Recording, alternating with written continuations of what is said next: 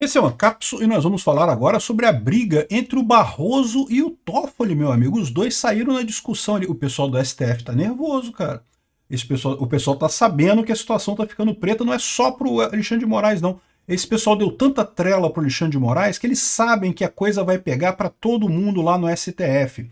Tá todo mundo nervoso, meu amigo. Uma briga feia entre o Toffoli e o Barroso. Vamos ver o que aconteceu aqui e as implicações desse tipo de coisa. Ah, e por falar na questão do X, do bloqueio das contas da Starlink, só para complementar aqui, a Starlink fez uma mensagem prometendo serviço gratuito enquanto recorre ao STF, ou seja, avisando aos clientes brasileiros que vai continuar funcionando aqui no Brasil, enquanto o pessoal lá no STF fica discutindo esse assunto. Eles vão recorrer, evidentemente, como eu falei no outro vídeo, é um absurdo essa cobrança da Starlink, mas é aquele negócio, né? Quem vai decidir se está certo ou errado é o próprio STF, né? Talvez, quem sabe o STF não usa esse caso para dar uma lição no Alexandre de Moraes, para mostrar um limite para ele, né? Para dar uma cutucada no cara, quem sabe, né?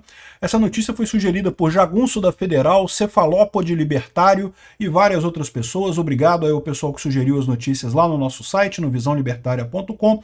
E obrigado a você que está assistindo o nosso vídeo. Se você gosta do nosso conteúdo, por favor, deixe o seu like e se inscreva aqui no canal, né? Pois bem, então, olha só, aqui saiu um vídeo agora à tarde de uma discussão entre Barroso e Toffoli sobre a prioridade de fala, né? É um julgamento sobre a questão do juiz de garantia. Lembra essa história que veio naquela lei dos abusos de autoridade, o juiz de garantia, coisa tal? Enfim, é uma ação que estão discutindo lá. Eu vou tocar para vocês sentirem o drama entre o Barroso e o Toffoli aqui, o que aconteceu aqui, ó. Senhor presidente, eu sou o relator. Me mantenha a palavra. Tenho direito à palavra. Há um consenso, ministro Toffoli, o presidente está falando. Há um consenso de que a posição de Vossa Excelência está correta. Não pode ser discricionária. A dúvida é se a antiguidade é o merecimento ou critérios objetivos. Vossa Excelência não está me ouvindo. Perfeitamente, estamos lhe ouvindo. Então eu quero falar. Vossa Excelência está falando qual é a minha posição. Não, eu estou dizendo qual é a dúvida aqui no plenário. Não, eu estou dizendo qual é a minha posição. Estamos ouvindo. Eu quero esclarecer a minha posição. Estamos ouvindo com gosto. Senhor presidente, o meu voto, e cito precedentes, e depois, quando retomar, eu vou fazer a leitura dele na íntegra novamente, é exatamente no sentido de ser nula a possibilidade prevista no parágrafo 3º do artigo 1º daquela referida lei. E isso em nada interfere em decisão de juiz das garantias. Porque aqui nós estamos... Ou seja, estava o Toffoli falando à distância, o Barroso estava lá no plenário, coisa e tal, e arrumaram uma confusão, uma briga, coisa e tal. A questão jurídica por trás disso daí é besteira, né? O negócio, quem pode falar, qual é o meu voto, qual é o seu voto, não sei o que lá, é besteira, a discussão em si é besteira. Mas mostra como é que o pessoal está nervoso, meu amigo, o pessoal da STF está nervoso, e eu tenho certeza que estão, porque eles sabem que o Alexandre de Moraes está começando a jogar um jogo, apostar umas fichas que são altas demais até para ele, né? Vai acabar comprometendo o próprio STF nessa história. Quanto mais eles empurram esse negócio, eu já falei, eu achava que já tinha passado da hora do pessoal do STF dar uma acalmada no Alexandre de Moraes, dar um corretivo nele, para ele, não, peraí, segura a onda com X, porque a gente sabe que pela lei brasileira, as decisões que você toma, você pode tomar essas decisões, é verdade, né? Você é o juiz da Suprema Corte, mas não fica bem você ficar forçando a barra exclusivamente na questão institucional. A pessoa que manda, que se baseia o tempo todo na questão institucional, acaba corroendo a legitimidade da posição que ocupa, né?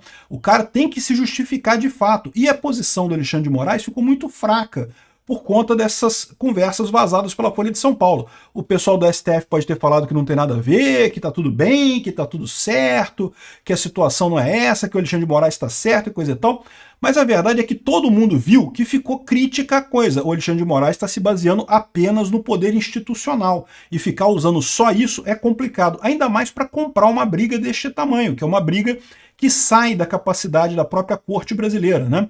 Esse tipo de coisa, sobre você processar empresas que estão fora do país, isso não é novidade, tá? Isso pode parecer uma coisa muito nova aqui, mas na verdade advogados já lidam com isso o tempo todo na justiça. É aquilo que eu falo para vocês, nós estamos caminhando para um mundo libertário, estamos indo nesse sentido. ordenamento jurídico local já não tem tanta importância assim. O que pode uma justiça de um país fazer já é uma coisa secundária, né?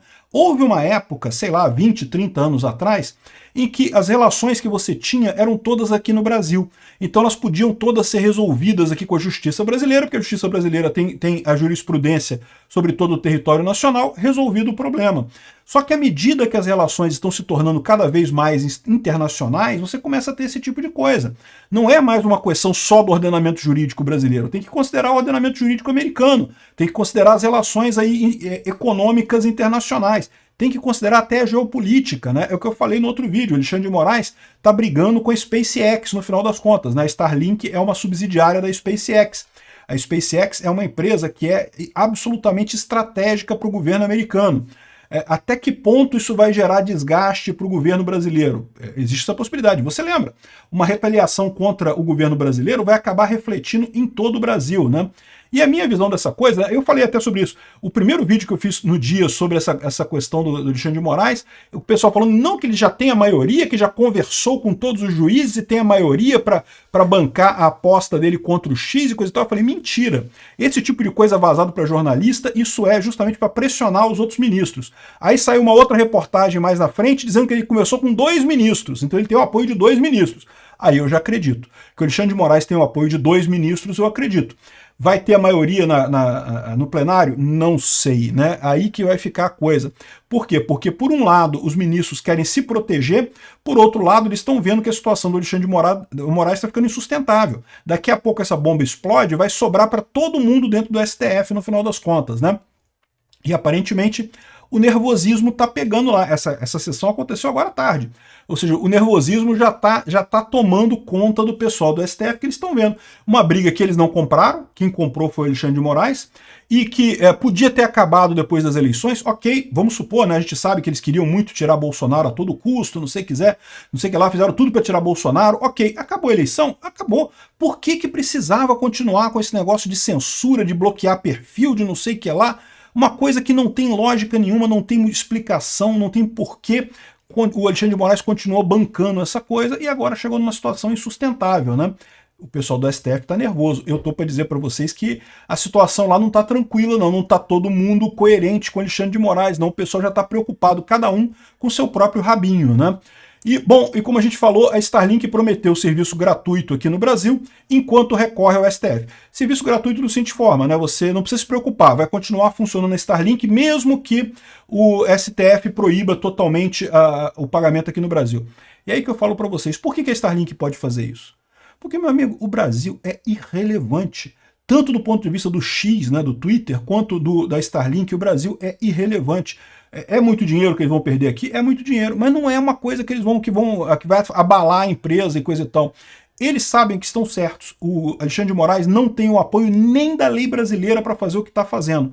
Então, por mais que ele possa insistir, mais uma vez, usar o poder institucional dele, eles sabem que isso vai acabar bem pro lado deles e ruim pro lado do Alexandre de Moraes, né?